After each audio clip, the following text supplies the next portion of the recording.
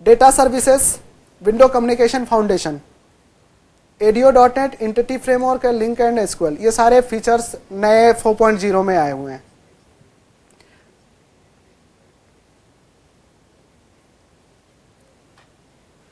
इसका प्रोसेस का हायरार्की क्या है?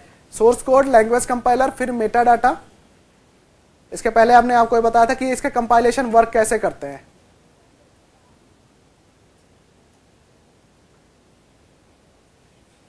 हाँ, .NET लैंग्वेज कितने लैंग्वेज सपोर्ट करता है? .NET फ्रेमवर्क जो है मल्टीपल कितने, more than 80 language, more than 80 language support करता है।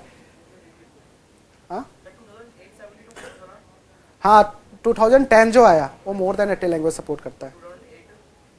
वो 75 था मिनिमम, पर जो 10 आया वर्जन वो मोर देन 80 लैंग्वेज सपोर्ट करता है आपका। कुछ मेटा डेटा कंपाइलेशन के बाद जो कोड जनरेट होते हैं उसे मेटा डेटा बोलते हैं।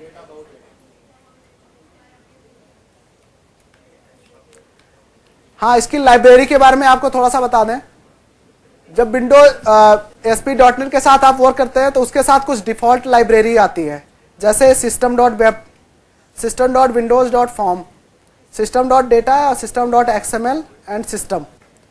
ये सारे लाइब्रेरी होती है। जैसे आपने सी में कोडिंग किया था तो studio hash include conio.h, studio.h करते थे, तो उसमें हमको सब कुछ डिफाइन करना पड़ता है। पर .NET के अंदर कुछ प्री डिफाइंड लाइब्रेरी आती है, आपको इसको चेंज नहीं करना है। इसके अलावा अगर जो कुछ अपनी टेक्नोलॉजी यूज करना चाहते हैं या आपके अपने फंक्शन बनाना चाहते हैं या खुद की लाइब्रेरी डेवलप करना चाहते हैं तो उसके लिए आपको यूज करना होगा। तो ये प्री डिफाइंड लाइब्रेरी होती है system.web या system.windows.form। जैसे वेब एप्लीकेशन में विंडोज के कुछ फाउंडेशन यूज कर सकते हैं, उसके लिए हमें system.windows.form यूज करना होता है। ADO.NET के लिए system.data चलता है। जैसे कोई भी बैकएंड कनेक्ट करना है तो system.data यूज करते हैं। XML के साथ यूज करना तो system.xml यूज करते हैं। तो ऐसे कई सारे लाइब्रेरी होते हैं जो प्री डिफाइन होते हैं आपके, ये आपको ऑटोमेटिक मिलते हैं, इसमें कोई चेंज नहीं करना होता है। इसके अलावा अगर जो आपको कोई रिक्वायरमेंट आती है या खुद के एप्लीकेशन, खुद के लाइब्रेरी बनाना होता है तो उसे हम उसमें लगा सकते हैं, इंटीग्रेट कर सकते हैं। ये सारी चीजें हम आपको कोडिंग में बताएंगे कि लाइब्रेरी कैसे डेवलप करते हैं, कैसे किसी लाइब्रेरी को यूज करते हैं।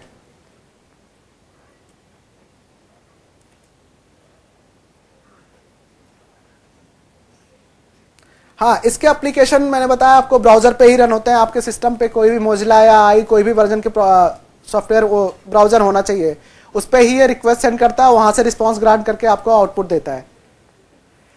HTTP use to send the get request and web server, ये सारे HTTP के थ्रू वर्क करते हैं, क्योंकि इसके लिए आपको IIS होस्ट करना होता है, IIS पे वो वर्क करता है। तो जितने भी ये रिक्वेस्ट होंगे, जितने भी ये रिक्वेस्ट आप सेंड करते हो, सब HTTP के थ्रू वर्क करता है ये।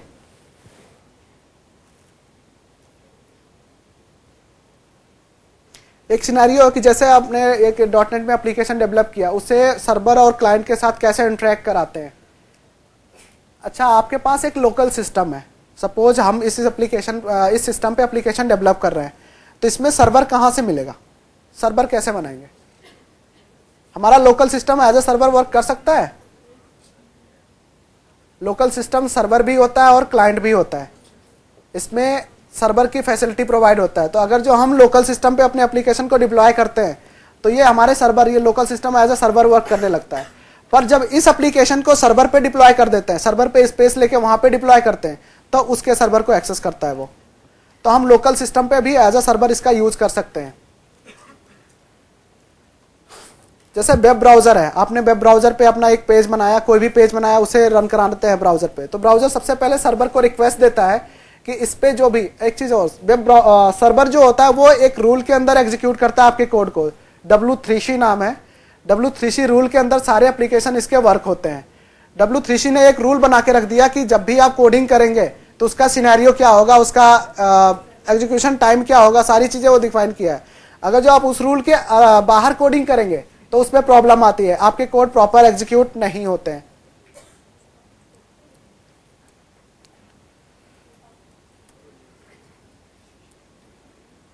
जैसे आपने कोई पेज बनाया, सपोज HTML का पेज बनाया, उसे एग्जीक्यूट कराना, तो डायरेक्ट हम उसके URL को ब्राउजर में पास करते हैं, तो ब्राउजर क्या करता है, उसे एग्जीक्यूट करता है। पर अगर जो हम डॉट नेट में एप्लीकेशन को बना रहे हैं तो डॉट नेट का एप्लीकेशन ब्राउजर पे आने से पहले एक इंटरफेस लेता है सर्वर का, वो जाके सर्वर पे चेक करता है कि उसके क्या क्या एप्लीकेशन है, क्या क्या उसके सिनेरियो है, उस रूल के अंदर पहले उसका स्टैंडर्ड चेक करता है कि जो भी हमारे कोडिंग हुए हैं क्या इस प्रॉपर रूल को फॉलो कर रहा है या नहीं। अगर जो उस रूल के अंदर है वो, तब उसको रिस्पॉन्स देता है, अदरवाइज वहीं पे आपको एक एक्सेप्शन दे देगा कि यहाँ पे ये चीज़ें प्रॉब्लम है, वहाँ पे सही करना होता है, फिर जाके वो क्लियर करता है। तो ये सारी चीज़ें इसमें वर्क होती हैं।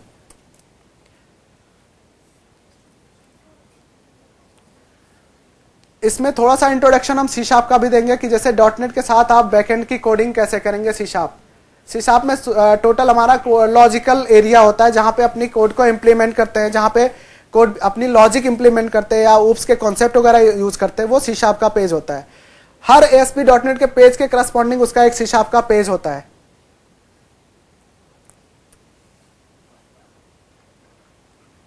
जैसे create by Microsoft to support development for it .NET framework, जैसे आप कोई फ्रेमवर्क .NET का एप्लीकेशन डेवलप करना चाहेंगे तो हर पेज के करस्पॉन्डिंग उसका सी शार्प का पेज आएगा, जहां पे उस प्रेजेंटेशन पे डेटा क्या लाना है, क्या लॉजिक से आप डिस्प्ले करानी है, कोई भी डेटा बैकएंड तक कैसे पहुंचानी है, उस सारी लॉजिक को उसमें डेवलप करते हैं सी शार्प में।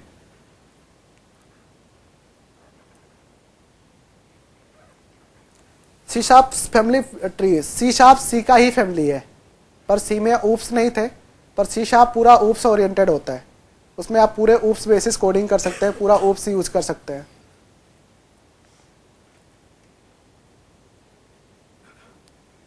सी शार्प के फीचर्स क्या होता है कि automatic initialisation of variables, variable को ऑटोमेटिक इनिशियलाइज कर देता है। जैसे आपने इंट a=0 डिफाइन किया तो इसका मतलब क्या हुआ कि वो मेमोरी में जाके एक ही 2 बाइट जगह रिजर्व करके उसमें 0 इनिशियलाइज कर देता है, इसका प्रॉपर वर्क होता है, ये ऑटोमेटिक मेमोरी इनिशियलाइज कर देता है। Automatic garbage collection, C sharp के कंपाइलिंग के थ्रू कई सारे गार्बेज डेटा होते हैं, कई सारे गार्बेज वैल्यू होते हैं। जब भी कोई भी कोड एग्जीक्यूट होता है या कंपाइल होता है तो उसके कंपाइलेशन के थ्रू कई सारे गार्बेज डेटा जनरेट होते हैं। तो ये उस कंपाइलेशन के थ्रू जो भी डेटा जनरेट होता है, जो भी गार्बेज कलेक्शंस होते हैं, वो उसे ऑटोमेटिक हैंडल करता है। कब हैंडल करता है? जैसे इसका ऑपरेशन खत्म होता है, जैसे परफॉर्मेशन इसका बंद होता है, ये जाके उस कंपाइलेशन के थ्रू जितने भी गार्बेज डेटा होते हैं सबसे पहले उसे रिड्यूस करता है, उसकी मेमोरी को फ्लश करता है और नेक्स्ट ऑपरेशन के लिए उसे रिजर्व करता है। वर्जनिंग कंट्रोल, सी शार्प में आप कई सारे वर्जन आ चुके हैं, अभी 4.0 के साथ वर्क कर सकते हैं, या आपका डेवलप वर्जन है 2.0 या 3.0 में डेवलप है सी शार्प में, आप उसे इंटीग्रेट कर सकते हैं 4.0 के थ्रू। सी शार्प के नेम एलिमेंट्स क्या होते हैं? जैसे आप कोई भी कोडिंग करते हैं तो उसके नेम सबसे पहला होता है उसका नेम स्पेस, उसका definition, classes, main method and program statement. Name space में क्या होता है? जैसे कोई लाइब्रेरी एक्सेस करना है तो उस लाइब्रेरी को किस नेम के थ्रू एक्सेस करें। Library in the sense collection of classes या कलेक्शन ऑफ मेथड्स। एक लाइब्रेरी के अंदर मल्टीपल क्लासेस होते हैं, मल्टीपल मेथड्स हो सकते हैं, तो उस पूरे क्लासेस को किसी एक नेम के थ्रू एक्सेस करना, that's called name space.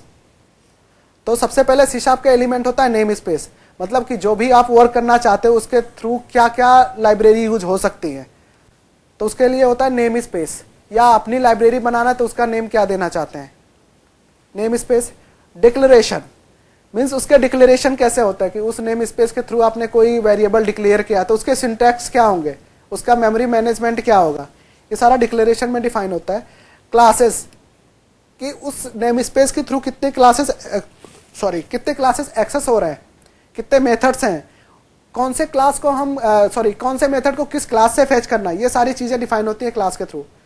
Main method मतलब आपने एक एप्लीकेशन बनाया, उसमें एक लाइब्रेरी एक्सेस कर दिया, अब उस लाइब्रेरी के मेथड को एक्सेस करना कैसे करता है, इन्वोक कैसे होता है, उसके लिए एक मेन मेथड बनता है, जिसमें जैसे ही वो कंपाइलर एग्जीक्यूट करता है सबसे पहले मेन मेथड को एग्जीक्यूट करता है और मेन मेथड के थ्रू हम लिंक करते हैं जो भी हमारे स्टेटमेंट होता है, उस स्टेटमेंट को एग्जीक्यूट करता है।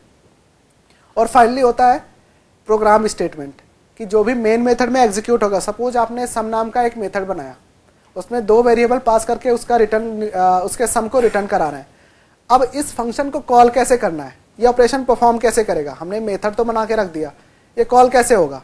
तो सबसे पहले हमें किसी एक मेन मेथड की जरूरत पड़ती है जहां पे इसे इन्वोक करें। तो पेज में एक मेन मेथड होता है, जैसे आपने वायर्ड मेन पार्शियल या वायर्ड मेन करते हैं, पब्लिक वायर्ड मेन मेथड बनाते हैं, वैसे इसमें भी मेथड बनते हैं जिसके थ्रू हम उस मेथड को कॉल कर लेते हैं।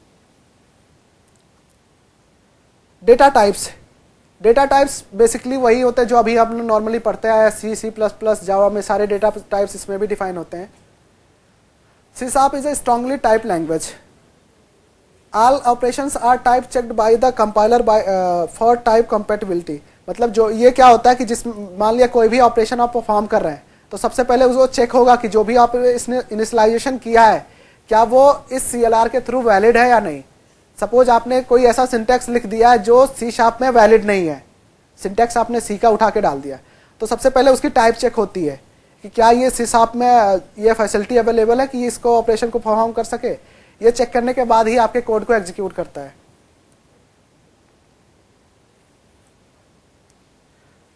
डेटा टाइप्स क्या होता है? Value type and reference type. Value type में क्या होता है कि जो भी आप डेटा टाइप डिफाइन करते हैं उसमें एक वैल्यू इनिशियलाइज कर देते हैं। और रेफरेंस टाइप में क्या होता है कि उसका रेफरेंस डाल दिया, अब उस रेफरेंस को विद इन अ क्लास या विद इन अ मेथड उसकी वैल्यू को एक्सेस करेंगे, उसमें वैल्यू इनिशियलाइज करेंगे। तो वैल्यू टाइप में एक होता है डायरेक्टली कंटेन डेटा और कैन नॉट बी नल। अगर जो आप वैल्यू टाइप डेटा यूज कर रहे हैं तो वो कभी नल नहीं होगा, उसमें आपको कोई ना कोई वैल्यू इनिशियलाइज करके छोड़ना पड़ेगा। और रेफरेंस टाइप में होता है कंटेंट ओनली रेफरेंस, केवल उसका रेफरेंस होगा और within method within class उसकी वैल्यू को चेंज कर सकते हैं हम। सपोज एक एग्जांपल है, integer I imp id equals to 123। ये क्या है? Data type. इसमें वैल्यू वैल्यू टाइप, इसमें हमने इनिशियलाइज करते समय वैल्यू डिफाइन कर दिया। दूसरा स्ट्रिंग टाइप का है। डेटा टाइप सिस्टम कितने टाइप के डेटा ये सपोर्ट करता है? Primitive, annum, struct. Value type में होता है। और रेफरेंस टाइप में होता है क्लासेस, इंटरफेस, एरेज, डेलीगेट्स, दिख नहीं रहा है इसमें, और स्ट्रिंग। वैल्यू टाइप में होता है प्रिमिटिव, जैसे स्ट्रिंग हो गया, इंटीजर हो गया, एनम्स हो गया, स्ट्रक्चर हो गया। स्ट्रक्चर आपने पढ़ा होगा, structure user defined data type होता है। और रेफरेंस टाइप में होता है क्लासेस। क्लासेस भी एक डेटा टाइप है, उसमें कई सारे ऑब्जेक्ट्स होते हैं। इंटरफेस, एरे, डेलीगेट्स, ऑब्जेक्ट और स्ट्रिंग, ये सारे रेफरेंस टाइप होते हैं। मीन्स इसके वेरिएबल को इनिशियलाइज करके रन टाइम में इसकी वैल्यू को चेंज कर सकते हैं। बट डेटा टाइप इनिशियलाइजेशन अगर जो हम करते हैं तो उसमें वैल्यू इनिशियलाइज करते समय उसमें वैल्यू डिक्लेयर कर देते हैं। डेटा टाइप आपने जैसे रेफरेंस एग्जांपल ऑब्जेक्ट और स्ट्रिंग। रेफरेंस अगर जो यूज कर रहे हैं तो उसके लिए ऑब्जेक्ट और स्ट्रिंग एग्जांपल होता है। साइंड वैल्यू में क्या होता है? स्ट्रिंग बाइट, शॉर्ट, इंटीजर और लॉन्ग। अनसाइंड में होता है बाइट, अनशॉर्ट, अनसाइंड इंटीजर और अनलॉन्ग इंटीजर। कैरेक्टर में कैर डिफाइन करते हैं। फ्लोटिंग पॉइंट में फ्लोट वैल्यू डिफाइन करते हैं, डबल और डेसिमल। फ्लोट, डबल, डेसिमल, ये तीनों ही फ्लोटिंग टाइप के वैल्यू होते हैं। इसमें अलग अलग रेंज होते हैं। और लॉजिकल में बूल ऑपरेशंस होते हैं, जो हमें ट्रू फॉल्स या ग्रेटर देन, लेस देन के साइंस वगैरह होते हैं, वो बूल ऑपरेशंस होते हैं।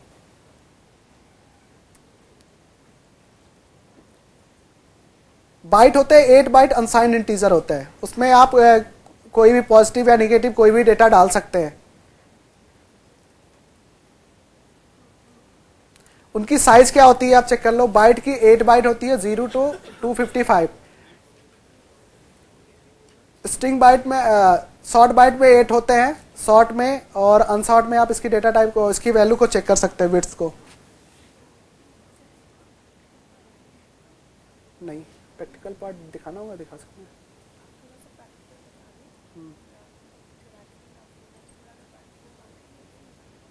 बिल्कुल ठीक है। हम आप लोग को एक प्रैक्टिकल पार्ट करके दिखाते हैं कि डॉटनेट के साथ एप्लीकेशन कैसे डेवलप कर सकते हैं।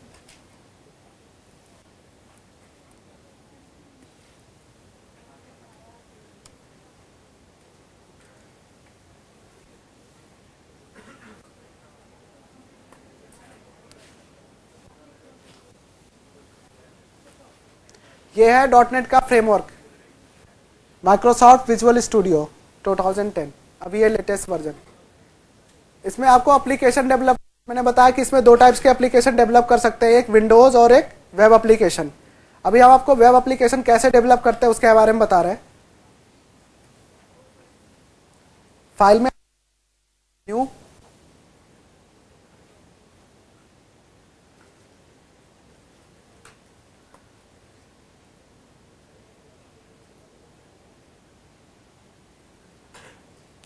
यहाँ पे मैंने बताया कि फ्रेमवर्क में दो डिफॉल्ट लैंग्वेज होते हैं, विजुअल बेसिक और सी शार्प। हमें सी शार्प में डेवलप करना है।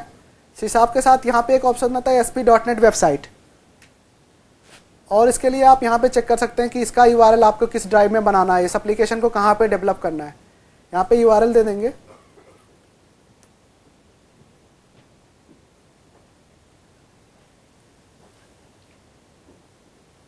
ठीक है, ये कुछ डिफॉल्ट डेटा यहाँ पे डिस्प्ले हो रहा है, account, APP data, script, style. ये आपको एक सिनेरियो प्रोवाइड करता है कि आप वेब एप्लीकेशन बना रहे हैं तो उसके लिए क्या क्या रिक्वायरमेंट हो सकती हैं। इसमें है एक स्टाइल्स, मतलब आप वेब एप्लीकेशन में वेब डिजाइनिंग होता है, सबसे पहले प्रेजेंटेशन कैसे तैयार करता है, उसके लिए हमें स्टाइल की जरूरत होती है। एक होता है स्क्रिप्ट, कि इस एप्लीकेशन के में कितने स्क्रिप्ट यूज हो रहे हैं, कितने जावा स्क्रिप्ट यूज होते हैं, उसके लिए अलग से फोल्डर बनाया हुआ। एपीपी डेटा, आपको विजुअल स्टूडियो कुछ डिफॉल्ट डेटा बेस प्रोवाइड करता है जो बहुत ही लिमिटेड होता है, बहुत छोटी डेटा होती है, वो यहाँ पे डेवलप होते हैं। और अकाउंट, यहाँ पे ये सिक्योरिटी का फोल्डर होता है। अभी हम इसके बारे में कुछ नहीं बताना है कि अकाउंट में अभी क्या करना है, ये चूंकि सिक्योरिटी का पार्ट होता है। तो सबसे पहले क्या होता है, वेब एप्लीकेशन होते क्या है, कलेक्शन ऑफ वेब पेजेस। जैसे आप कोई भी वेब एप्लीकेशन एक्सेस करते हो तो होम पे क्लिक किया, अबाउट अस, कॉन्टैक्ट अस, ये क्या होता है, एक पेज दूसरे से लिंक होते हैं। तो हम क्या करते हैं, वेब एप्लीकेशन में वेब पेज क्रिएट करते हैं। तो वेब पेज क्रिएट करने के लिए आप यहाँ पे ऑप्शन है, राइट क्लिक करो, ऐड न्यू आइटम। यहाँ पे वेब फॉर्म होता है। अगर जो आप विंडोज एप्लीकेशन डेवलप करोगे तो यहाँ पे आएगा विंडोज फॉर्म, यह वेब फॉर्म है। वेब फॉर्म का नाम क्या है, डिफॉल्ट 2.aspx। इसका एक्सटेंशन होता है ASPX। आप इस नेम को चेंज कर सकते हो।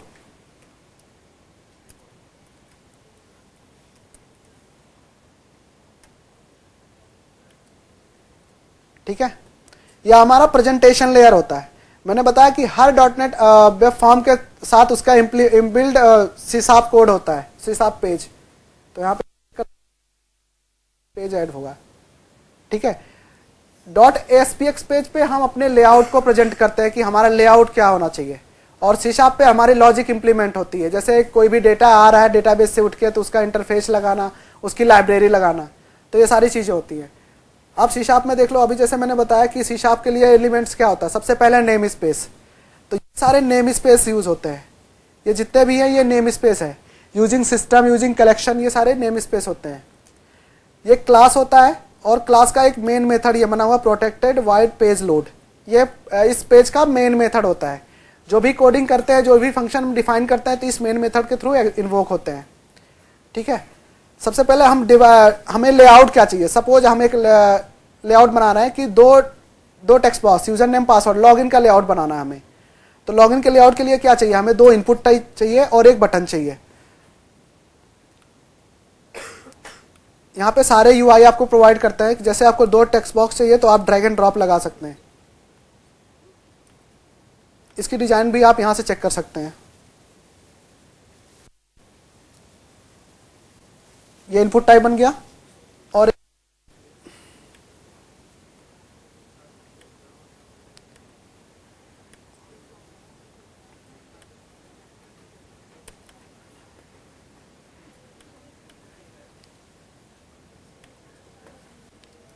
ठीक है, ड्रैग एंड ड्रॉप कर दिया हमने, 2 टेक्स्ट बॉक्स और एक बटन।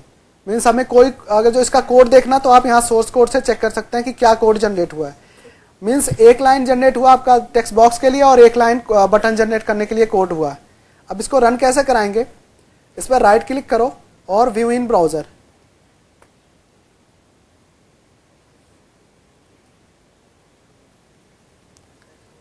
ठीक है, 2 टेक्स्ट बॉक्स और एक बटन यहाँ जनरेट हो गए।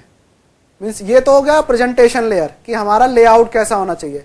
इसके लिए हमें वेब डिजाइनिंग भी थोड़ी सी आनी चाहिए कि जैसे इसका ये तो बिल्कुल ऑड सा लग रहा है, आपको एक डिजाइन करना तो उसके लिए कैस्केडिंग स्टाइल शीट, जावास्क्रिप्ट और HTML तीनों का कॉम्बिनेशन के साथ हम डिजाइन करते हैं। इसके साथ फोटोशॉप, फ्लैश, कई सारी चीजें यूज होती है, तो वो डिजाइन का एक पार्ट होता है। इसकी डिजाइन के लिए आप चेक कर सकते हो, इसका हाइट विड्थ वगैरह जो बढ़ाना तो आप यहीं से बढ़ा सकते हो। इसका ड्रैग एंड ड्रॉप सारी फैसिलिटी प्रोवाइड करता है। बटन का टेक्स्ट चेंज करना है, जैसे किसी कंट्रोल की प्रॉपर्टी चेंज करना है तो आप इसकी प्रॉपर्टी में जा सकते हैं, F4, यहां से प्रॉपर्टी है,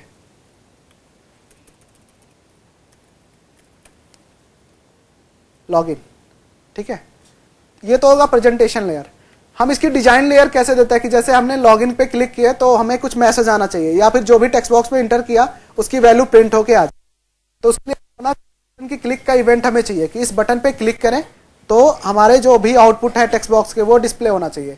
तो इस बटन पे आप डबल क्लिक करो तो उसके करस्पॉन्डिंग जो CS पेज है उस पर एक मेथड जनरेट हो जाता है, protected wire button one click event. इसका एक्सेस मॉडिफायर प्रोटेक्टेड है, क्यों? क्योंकि ये विद इन क्लास एक्सेस होगा, ये पूरे ऊप्स बेसिस चलता है। अब आपको क्या करना कि जो दोनों टेक्स्ट बॉक्स है उसकी वैल्यू को प्रिंट कराना है। तो इसके लिए अलग अलग सिंटैक्स होता है, जैसे C++ में सी इन सी आउट यूज होता था, इसमें यूज होता है रिस्पॉन्स डॉट राइट। रिस्पॉन्स एक चीज और, ये ऑटो इंटेलिजेंस होता है कि आपको कोई भी टाइप करने की जरूरत नहीं है, सब कुछ ऑटो इंटेलिजेंस मिलता रहेगा, आप सेलेक्ट करके यूज कर सकते हो। बस आपको मेथड पता होना चाहिए कि क्या हमें करना है, उसके लिए क्या कौन से मेथड चलता है। रिस्पॉन्स डॉट राइट, इसमें दो ऑप्शन होते हैं कि आपको स्टैटिक मैसेज प्रिंट कराना है या किसी कंट्रोल की वैल्यू प्रिंट करानी है। तो अभी हमें क्या करना है कि जो भी हमने पेज पे टेक्स्ट बॉक्स लिया है उसकी वैल्यू प्रिंट करानी है। देन आप सिंपल टेक्स्ट बॉक्स की आईडी, जब भी आप पेज पे कंट्रोल ड्रैग एंड ड्रॉप करते हैं तो उसकी एक आईडी जनरेट होती है। ध्यान देना कि वो आईडी डुप्लीकेट नहीं होनी चाहिए पेज पे। टेक्स्ट बॉक्स 1 और टेक्स्ट बॉक्स 2।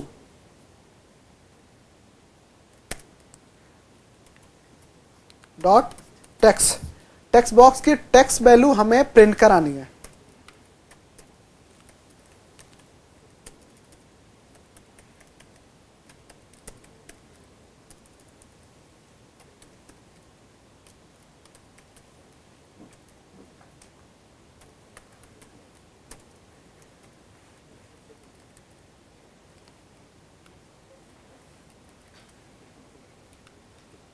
इस ब्राउजर को एक बार फिर से रिफ्रेश करो, दो वैल्यू है।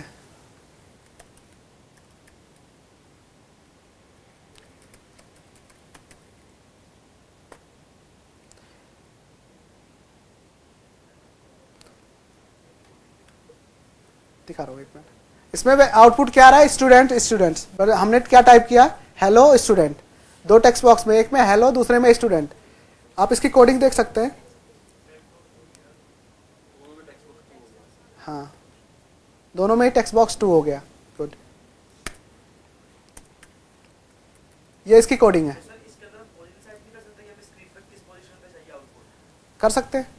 अभी जब भी आप रिस्पॉन्स डॉट राइट का मैसेज चलाओगे तो ये हमेशा ब्राउजर के टॉप पे प्रिंट करता है।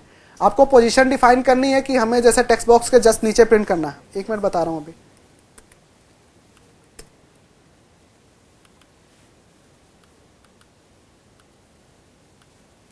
ठीक है, स्टूडेंट्स हेलो, मतलब जो भी उसका सिनेरियो रखेंगे। आप कह रहे हैं कि कहीं भी किसी स्पेसिफिक पोजीशन पे प्रिंट करना है। सपोज हमें इस टेक्स्ट बॉक्स के नीचे इसकी वैल्यू को प्रिंट करना है, तो उसके लिए क्या करना होगा कि हमें एक कंट्रोल यूज करना होगा कि जैसे किसी भी कंट्रोल में वैल्यू असाइन करना है। जो भी हमारा आउटपुट आ रहा है पेज पे, ब्राउजर पे किसी स्पेसिफिक पोजीशन पे आए, तो उसके लिए हम उस पोजीशन पे एक कंट्रोल या एक ऐसा एरिया बना के रखना पड़ेगा जिसमें हम डेटा को इनिशियलाइज कर सकें, वहां से वैल्यू को पास कर सकें। तो इसके लिए कंट्रोल होता है, कोई भी कंट्रोल लगा सकते हैं आप। सिंपल प्रिंट कराना है तो लेबल लगा सकते हैं या फिर कोई HTML कंट्रोल लगा सकते हैं। जैसे हमने एक लिया पैरा टैग होता है, HTML पढ़ा होगा आई थिंक बेसिक लोगों ने, सब लोगों ने। तो उसके जो भी कंट्रोल्स होते हैं जैसे paragraph tag, table tag, TR tag, कोई भी टैग लगा दो आप। अभी हम पैराग्राफ टैग में बता रहे हैं।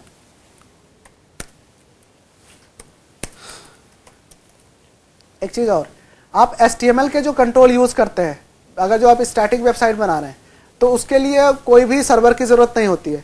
पर अगर जो .NET के साथ उसे इंप्लीमेंट करके वर्क कर रहे हैं तो उस टैग को रन एट सर्वर बनाना पड़ता है, क्योंकि .NET के सारे कंट्रोल सर्वर पे एग्जीक्यूट होते हैं। तो उस HTML को एज अ .NET ट्रीट करने के लिए हमें उसका टैग को रन एट सर्वर करना होता है। वो कैसे होता है? सबसे पहले उसकी आईडी दे दो। मान लिया हमने दिया रिजल्ट, एक होता है रन एट सर्वर।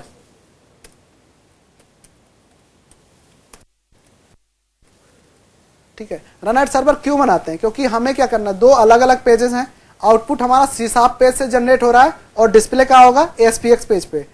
तो इस पेज के कंट्रोल को सी शार्प पेज पे कैसे एक्सेस करेंगे, उसके लिए हमें उस कंट्रोल को रन एट सर्वर बनाना पड़ता है। कोई भी कंट्रोल जिसमें आपको वैल्यू इनिशियलाइज करनी है या जिसकी वैल्यू को गेट, उसको रन एट सर्वर आपको बनाना पड़ेगा।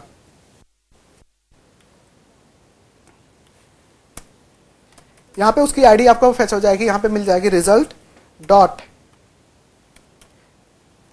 Inner HTML। इनर HTML क्यों लगाते हैं, क्योंकि पैराग्राफ क्या है HTML टैग है, उसमें हमको वैल्यू इनिशियलाइज करनी है।